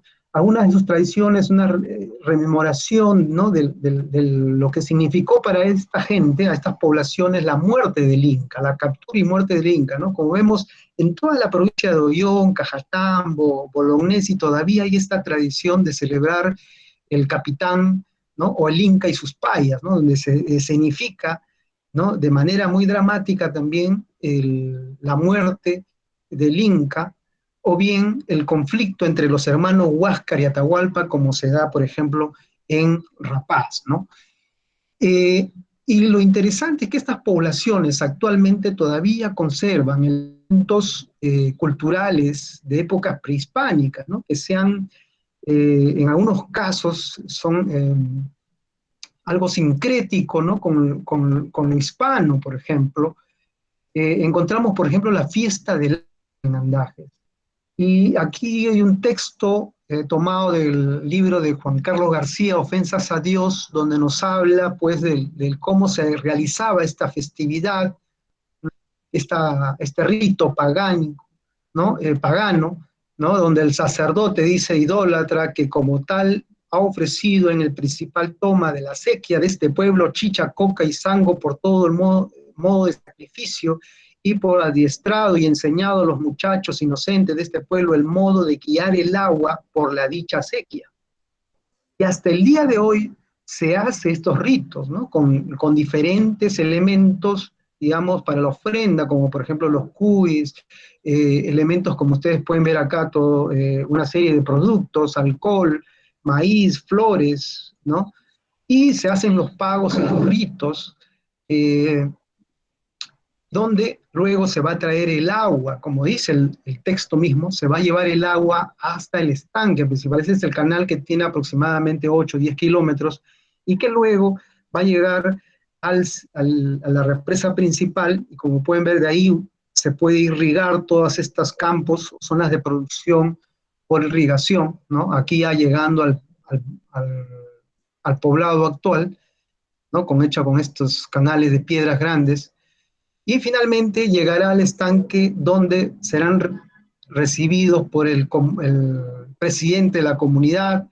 Igualmente llegará una de las autoridades, que es el Yacu Jitarcó, ¿no? El personaje principal es el que trae el agua, ¿no? El que trae precisamente, Yacu es agua y Jitarcó es el que trae el agua, ¿no? Entonces, donde serán una serie de ritos y ceremonias de índole andino, prehispánico, digo yo, ¿no? Bueno, y ya para terminar, solamente 4 conclusiones, centrándome básicamente en el tema del patrón de asentamiento, ¿no? Con respecto al patrón de asentamiento, casi el 90% de los sitios o estos centros de residencia que hemos visto están ubicados por los 3.500 metros, ¿no? Esta zona de vida, dentro de las zonas de vida clasificadas por Hodrich, está el estepo montano tropical, ¿no? Esta ubicación entre el límite de riego por secano y irrigación permite tener un control visual, logístico de todas las zonas de producción, ¿no? Y un control directo con ellas, ¿no? Los asentamientos del intermedio tardío se caracterizan por básicamente su ubicación estratégica, ¿no? Donde hay áreas defensivas, donde están asociados a digamos, a las zonas de producción, y lugares de fácil movilidad, tanto a la parte superior como a la parte más baja, ¿no? Es importante notar la cantidad de construcciones o corrales, también, como hemos dicho, en la puna, ¿no? Por encima de los 3.900, que es necesario ahondar para poder tener más información para seguir viendo este tema del control, invasión Yaro o Yacuas, ¿no? Y finalmente podemos considerar que la división en sociedades biétnicas propuestas por Dubiols como agricultores o yacuaces se está dando en estos asentamientos precisamente por los materiales arqueológicos que estamos encontrando, ¿no? Como son los restos de mandíbulas, restos óseos de camélidos, ¿no? Los productos agrícolas que encontramos, ¿no? Básicamente eso. Para terminar, más bien, muchas gracias por su atención y daríamos paso a las preguntas, si los hubiere, ¿no? Gracias, Peter, y disculpen lo extendido que Gracias, sí. Joseph. No te preocupes, bien interesante la exposición. Felicitaciones por tan importante trabajo que vienes realizando pues desde hace más de 3 décadas casi, 2 décadas y media en la provincia de Ollón, ¿no? Recordamos pues cómo empezaste desde estudiante, trabajando, recorriendo, registrando no solamente los sitios, sino también los caminos, ¿no? Y primeros trabajos que fueron publicados en la revista Andares, recuerdo, entre Ollón y Cajatambo. Bien, si hubiera alguna pregunta de parte de los asistentes, seguramente Cristian Urbano debe tener alguna pregunta. Le damos el pase. Buenas tardes, profesor. Sí, precisamente tengo una pregunta. Buenas tardes, licenciado Bernabé Robero. Muy interesante su exposición, sobre todo para las personas que estamos interesadas con la zona de Huaura. Tengo 2 preguntas. Muy interesante lo que usted hace la comparación con respecto a la altitud o la zona altitudinal de los sitios con respecto al margen derecho e izquierdo, siendo el margen izquierdo presentando una regularidad en lo que son sus ubicaciones con respecto a la altitud. Mi pregunta específica es si esta corresponde a características geográficas en específico o sería una muestra de lo que usted menciona, una unidad cultural autónoma. Son unidades culturales autónomas, la razón por las que difieren esta regularidad con respecto a la ubicación, o son por características geográficas. Ok, gracias Cristian por la pregunta. Muy buena pregunta, muy interesante. Mira, yo creo que aquí influye bastante el tema de la unidad cultural, ¿no? Al parecer estas poblaciones, como lo he manifestado, están controlando grandes áreas o zonas de producción, ¿no? O en este caso agrícola, sobre todo para la margen izquierda, en el caso de Pachangara, si uno revisa el Google Earth y puede ingresar a esta quebrada, al principio, al ingresar al Valle Medio, en realidad están constituidos por zonas agrícolas que van desde los 2.200 metros, pero ya al fondo del valle, llegando al poblado mismo de Pachangara, vamos a ver un conjunto, una extensión enorme de terrazas y áreas de cultivo, ¿no? En toda esta zona, que van a ser aprovechados exclusivamente para el uso agrícola. Yo creo que ahí hay un tema ya geográfico también, porque en esa zona no vamos a encontrar poblaciones grandes. Algunos miradores, algunos sectores, digamos, entre comillas, pucaras, ¿no? Atalayas, no sé, pero no encontramos asentamientos grandes, ¿no? Entonces, o extensos, y los sitios están ubicados siempre en lugares geográficamente estratégicos, ¿no? Defensivos, básicamente. El caso de Gotumarca, ¿no? Que a la vez controla espacios productivos, pero y que estos están formando una especie de unidad cultural, ¿no? Que controla toda esta quebrada. Al menos en el caso de la margen izquierda, en el caso de Pachangara, está controlando todo este espacio, toda esta quebrada, ¿no? A diferencia por ejemplo, la quebrada de Uras, Pucayacu en Andajes, que es una quebrada mucho más amplia, un valle más amplio, más abierto, y ahí sí tenemos dos asentamientos extensos, ¿no? O residenciales, que están ubicados por encima de los 3.700, casi el mismo nivel, y que están, al parecer, formando unidades culturales o políticas, ¿no? Y que controlan ambas márgenes, cada uno controla ambas márgenes, su margen, digamos, ¿no? Y eso habría que de repente estudiarlo más detalladamente, ¿no? Lo que yo propongo, en base a lo que hemos visto de manera muy, muy escueta todavía, digámoslo así, yo creo que aquí hay que ahondar más en este tipo de trabajos para diferenciar el tipo de sociedades que había, ¿no? Las unidades, si eran unidades políticas independientes, pero lo que vemos es eso en líneas generales, ¿no?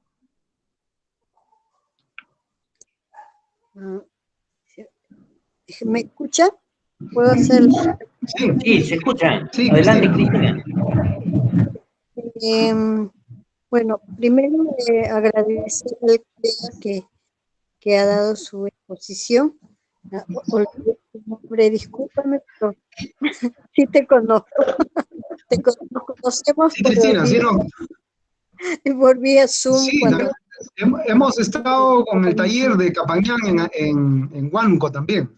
Sí, sí, claro. Mira, de toda tu exposición, lo que yo puedo concluir, por ejemplo, es que ha habido una fuerte influencia de la zona de Pasco, de la zona de Huánuco, en todos estos valles, ya sea de Huaura y también en el valle de Chancay, porque muy claramente se ve en la arquitectura y muchos elementos, por ejemplo, que tú has mostrado, esas construcciones, los hay muchos de esos en la zona de Pasco, pero ya colindante con Huánuco, y también hacia Lauricocha y esos Guamalíes, ¿no?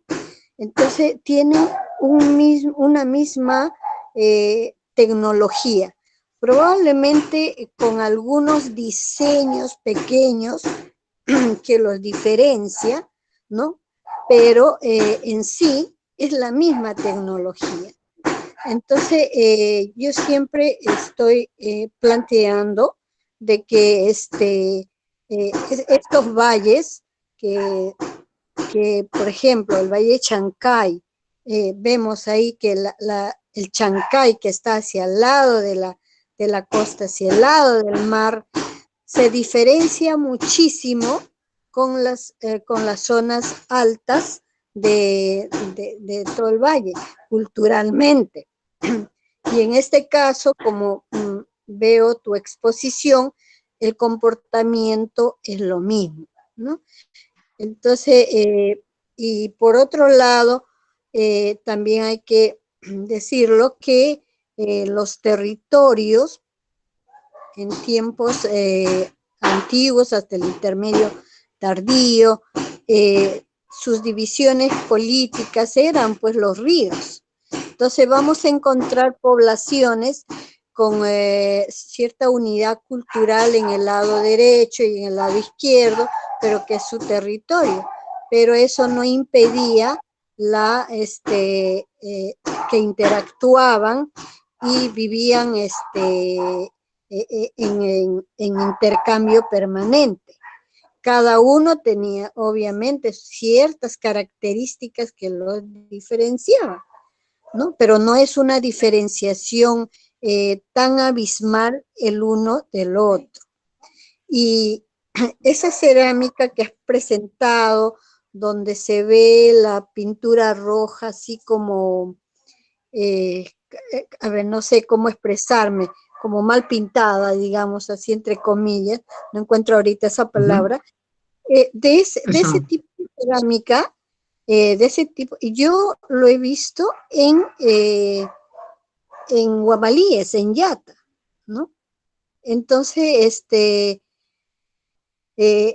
y cerámicas completas, ¿no? Entonces, por eso digo que yo creo que ha habido aquí mucha, para la formación de estas sociedades, localidades o culturas de las partes altas de los valles por lo menos estamos hablando de Lima, tiene mucha influencia de las partes altas como de Pasco, ¿no? Con los yaros o con los chupaichos y así, o sea, tecnológicamente es lo mismo. Y también me llamó mucho la atención el tema de esto de la cerámica San Blas, ¿no? Y eso estamos ya hablando pues de épocas de un formativo tardío, que bueno, que a decir verdad todavía no está bien definida, porque los japoneses lo han tomado como una fase, pero no como un periodo. Entonces, eso mismo hay en San Blas, eso mismo hay ahora que, bueno, que tú lo has encontrado aquí en Huaura. Entonces, debe ser una tradición mucho más antigua que viene de zonas más al norte.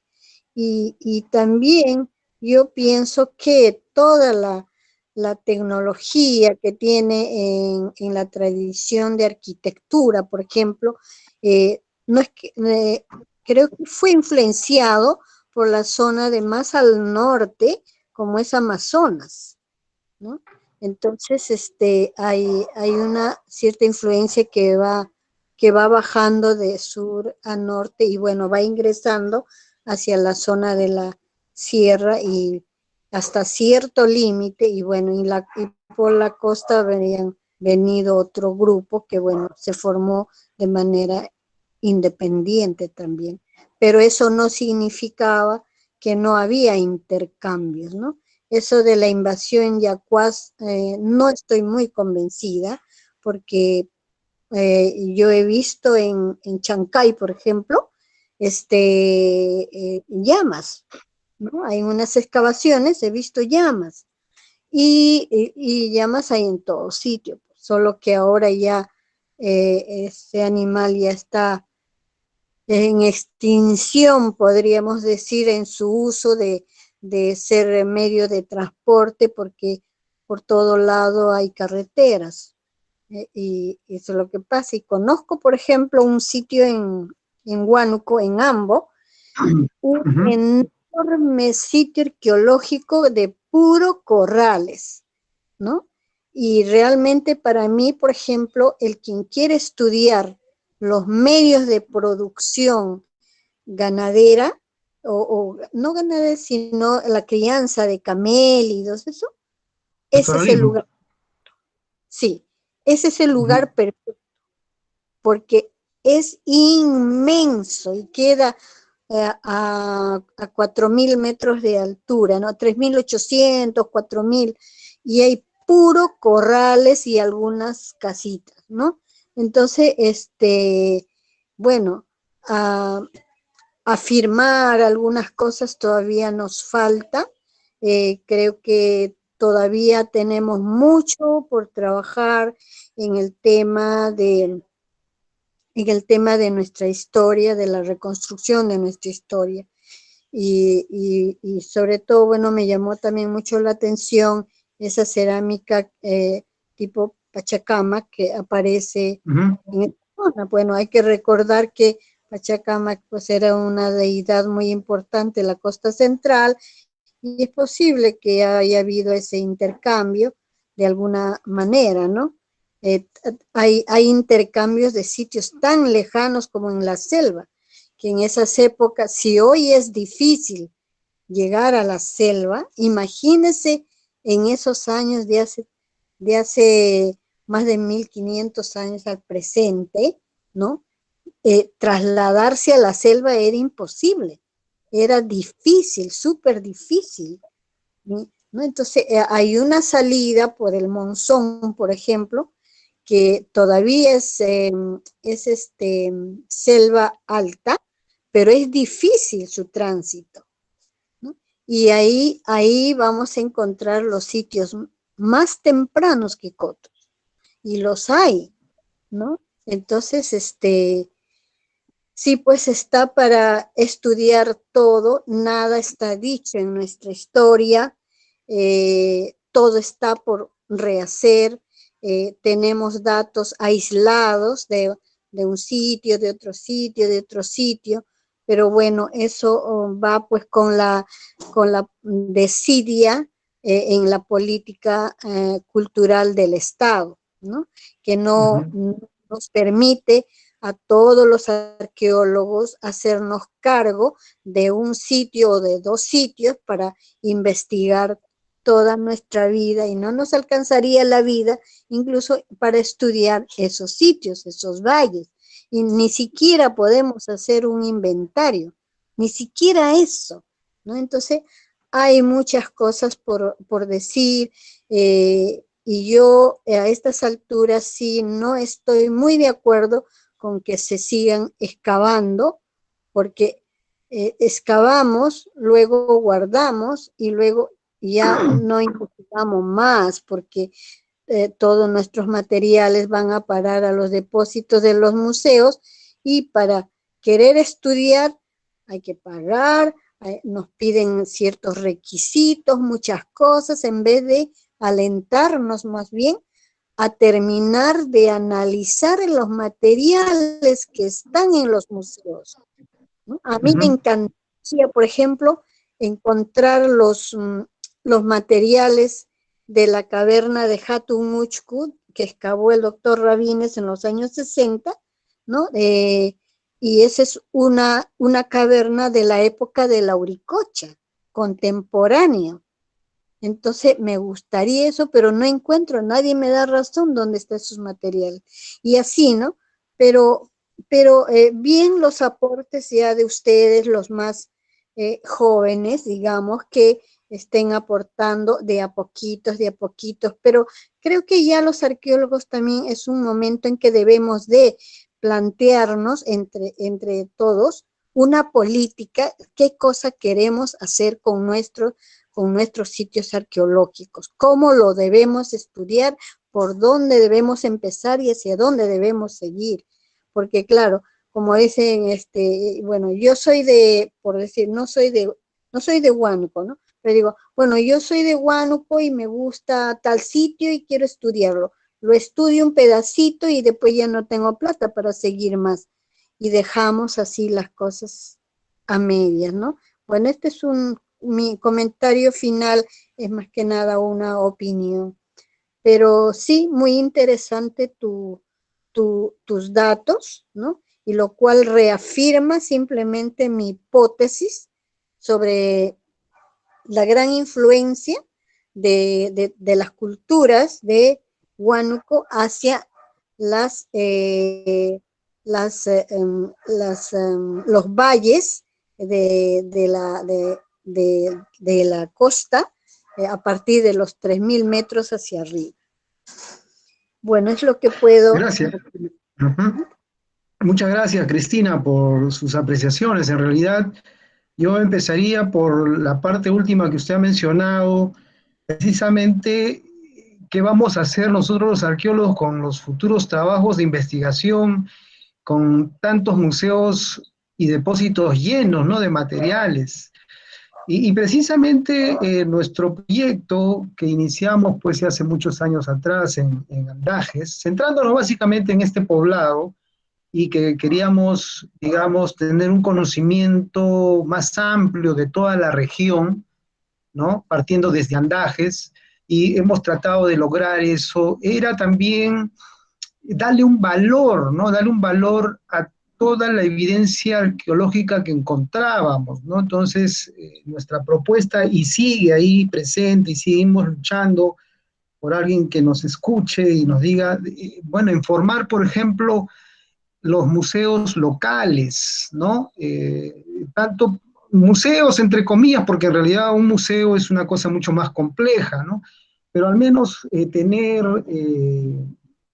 una serie de elementos ahí como depósitos, ¿no?, para poder guardar todos estos materiales, porque en realidad en un proyecto de investigación pues no salen 10, 20 fragmentos, ¿no? Pueden salir más de 1.000, 2.000, dependiendo las unidades que uno abra, para poder conocerlo mediante los objetivos que planteamos. Entonces yo creo que una solución a esto también se tiene que abrir, pues el Estado tiene que ser más flexible con nosotros y no imponernos pues una normativa tan reguladora, tan drástica, ¿no?, que en el cual nos hacen un control al milímetro, ¿no? Hasta hay que pagarle al Estado porque nosotros tenemos que investigar, como usted lo ha dicho. Yo creo que ahí ese es un tema muy discutible, pero una de nuestras soluciones era pues trabajar con las autoridades locales, en este caso el presidente de la comunidad, los alcaldes, y formar pues estos centros de interpretación, pero también que contenga pues un área de gabinete, un depósito, ¿no?, para poder almacenar ahí toda la investigación, o todos los materiales que salgan de la investigación, y esto no tengan que ir a Lima y guardarse un depósito, o en todo caso enterrarlo, ¿no? Entonces, ese es algo, al menos desde nuestro punto de vista, es una solución a ello, que más involucrar a las comunidades, ¿no? Involucrar para que tomen más conciencia y se identifiquen más con su sitio, ¿no? De hecho, eso ha cambiado bastante. Los pobladores de esta zona todavía tienen en su memoria, digamos, elementos, o hablan mucho del valor del sitio, pero se ha ido perdiendo en estos últimos años a raíz después de la influencia de elementos culturales foráneos, ¿no?, extranjerizantes, no lo sé, y eso ha cambiado mucho la mentalidad hasta de las autoridades, ¿no?, que ya no se preocupan pues por el tema cultural, ya se preocupan más, para ellos es más importante pues diseñar una canchita de fulbito, no sé, ¿no?, o un proyecto que al final va a quedar inconcluso, como en el caso de Andajes, que se hizo un estadio, se acercó al estadio, se gastó millones de soles y al final nunca funcionó el estadio, ¿no? Entonces son cosas así, ¿no? Pero muy importante eso. Lamentablemente es parte de la corrupción, ¿no? Sí. Al alcalde, porque yo, bueno, como tú sabes, trabajo en Huánuco, atendiendo expedientes, CIRAS y PMAs. Bueno, la verdad que a mí me gustaría dedicarme a la investigación, pero también este trabajo que tengo me ha permitido conocer, digamos, pueblitos que yo en mi vida me imaginaba que existían, y sobre todo conocer la selva que es una zona inexplorada. Cuando uno le habla de Ministerio de Cultura, por ejemplo, ¿qué cosa es eso? Dicen, ¿no? Ellos recuerdan, yo no sé, pero ¿qué cosa es Ministerio de Cultura? ¿Qué cosa es eso? No te entienden lo que hablan, ¿no? No se le entiende. Entonces es un trabajo que está por hacer todo en la selva. Sin embargo, en la selva están los sitios más tempranos que bueno, también lo otro sería que nuestra desunión entre todos los arqueólogos. Bueno, cada uno tiene sus intereses particulares, pero ante todo creo que lo que nos une es, no digo proteger el patrimonio, porque creo que esa es una palabra que para muchos arqueólogos ya pasó a la historia. Digamos, lo que nos une es trabajar en arqueología, pero dentro de eso todavía a muchos les queda el corazoncito de poder investigar algo. Y nosotros los arqueólogos nos hemos dejado avasallar muchísimo por el turismo, para que den más a turismo que a arqueología. Entonces, depende también de nosotros cómo lo enfocamos y cómo nos paramos frente a las autoridades para decirle, esto es importante, y hacerle ver desde la parte económica los beneficios que va a tener proteger ese patrimonio arqueológico, conocer nuestra historia. Yo veo en la selva, en la sierra, veo que, por ejemplo, nos está ganando mucho los evangélicos, ¿no? Yo no tengo nada en contra de que ellos puedan predicar el evangelio, pero ellos están matando nuestra cultura tradicional, así de calladitos. Hay pueblos que ya no celebran su fiesta patronal porque le ha prohibido el pastor, y sus sitios arqueológicos esos de demonios. Entonces, nosotros mismos estamos dejando que otros, digamos, intervengan ahí, y estamos permitiendo, ¿no? Yo creo que el Colegio de Arqueólogos, no sé lo que pasa, pero en este momento soy muy crítica, que en realidad, y es lamentable, que no haya hecho nada por una política sobre el patrimonio cultural y sobre nuestro trabajo, para el cual nos han educado en la universidad, para investigar. Hacer CIRAS, PMAs es parte de un modo de vida, pero ahora es una actividad principal, y ya la investigación ya fue, ya eso. Entonces, los que pueden investigan, pero investigan pues cositas pequeñas y ahí se queda.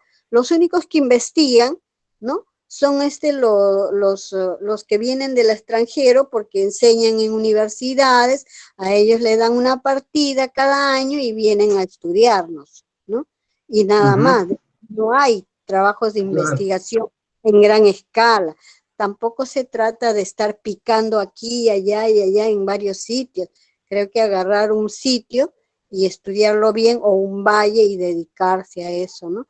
Creo que eso sería mi mensaje para, digamos, los jóvenes arqueólogos que comienzan en esto, porque ellos salen con la idea de que van a ser empresas con CIRAS y PMAs. Ellos ya no piensan en proteger el patrimonio. Y es lamentable porque, bueno, yo todos los días tengo contacto con muchísimos arqueólogos por este trabajo que tengo, ¿no? Y en la medida de mis posibilidades yo les hablo, pero ellos tienen la idea de que ser arqueólogo es hacer CIDES y PMAs nomás. Y rescates, bueno, mejor, le hacen más plata. Entonces, lamentablemente, bueno, eso es mi opinión y sigan adelante y bueno, muy interesante tu charla y bueno, en otro momento podremos tener algún tiempo para hablar esa cerámica de San Blas que me ha interesado mucho. Muchas gracias. Gracias, Cristina. Bien. Gracias, muchas gracias. Bien, Cristina, bueno, tienes toda la razón, ¿no? Y un mensaje muy importante para los jóvenes estudiantes que están esta tarde en este ciclo de conferencias, organizado como parte del curso de Seminario en Arqueología 1 del ciclo de verano de la Universidad Nacional Mayor de San Marcos, referido a la arqueología de la Sierra de Lima, ¿no? Oh, Y es lo que bonito. siempre estamos pues implicando a los estudiantes que vean pues el futuro de la arqueología en la investigación, en la recuperación de la información de nuestros pueblos y nuestros sitios arqueológicos, ¿no? Bien, si hubiera alguna otra pregunta. Yo tengo una pequeña pregunta acerca, sí, se escucha bien, Adelante. ya, acerca de la palabra Kayash, ¿no? Que es justamente la que le ponen el nombre, ¿no? Tradición Kayash o el río Kayash. Quería saber si es que usted averiguó sobre este significado, porque, o sea, esa terminación que sale con ash o SH se ve bastante en la cuenca del Guayaga y también en el Chaupihuaranga. Entonces, no sé si usted sabe algo acerca de eso. Gracias, gracias, Kenia, por la pregunta. En realidad es un tema que no he ahondado en realidad. Lo que te puedo decir es que ese sufijo SH Kayash es muy utilizado en la cuenca del Guaura, ¿no? Al igual como otros como el que mencioné, Anta, Marca, y otros Coto, por ejemplo, que significa cerro o algo así, Coto, cancha, por ejemplo. Entonces, eh, es probable que exista más información pues, en los trabajos de Torero, de Cerrón Palomino, sobre este quechua Ancash Yaro, ¿no? Que se habla mucho en toda esta parte entre Pasco, Huánuco, parte de la Sierra Sur de Ancash, Lima, ¿no? Entonces yo creo que ahí deberíamos ahondar más en buscar información. La verdad que no sabría decirte más, pero ese término es utilizado por el nombre de la quebrada, ¿no? Kayash, ¿no? Y ese se usa mucho en esta zona, ¿no? En todo el área que te he mencionado. Gracias más bien por tu... Sí. ¿Puedo hacer una acotación? Sí, sí, Cristina. Por ejemplo, cotos significa montículo. Entonces se utiliza mucho, pero en el quechua, mira, en el quechua es muy preciso. En mis travesías, digamos, por mi trabajo, yo me guío mucho, cuando voy a una inspección, yo me guío mucho del lugar donde voy. Por ejemplo, si a mí me dicen, vas a ir al sitio Huari, no sé cuántos, yo digo, no, ahí hay un sitio arqueológico. Cuando me dicen, vas a ir a un sitio, una localidad que se llama Huancahuasi, ¿no? Y inmediatamente yo digo, no, ahí hay un sitio arqueológico. Y no me equivoco, Y no me equivoco. Para mí, los nombres de todavía que se conservan es muy importante, porque por ahí yo le encuentro los sitios arqueológicos, si bien no están en el mismo poblado, pero cerca hay un sitio arqueológico.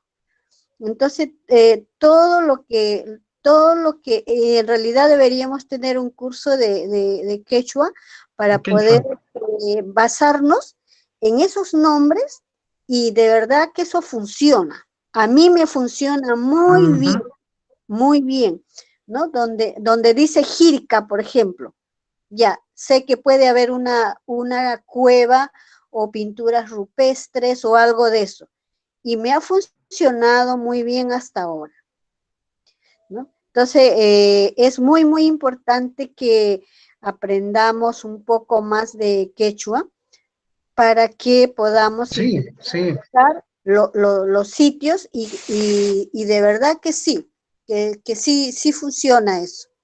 Y cuando es un nombre ya demasiado castellanizado, sé que no voy a encontrar nada, pues, ¿no? Entonces ahí ya, bueno, me preocupo menos, pero donde me dicen algo de Huanca, por ejemplo, sé que en algún lado hay una Huanca. Así es una recomendación. Mira, si es que están escuchando aquí los alumnos de mi alma mater, que me formó tan bien en esto, con tanta sensibilidad hacia el patrimonio cultural y también aplicado a lo social, ¿no? Bueno, eso es lo que yo hago. Es verdad, yo no he publicado más que 2 artículos por ahí, pero digamos mi experiencia en campo, mi experiencia en conocer costa, sierra y selva, a mí me ha llevado muchísimo, me ayuda muchísimo en mi trabajo, incluso de calificación y en el seguimiento de lo que son los planes de monitoreo y todo eso.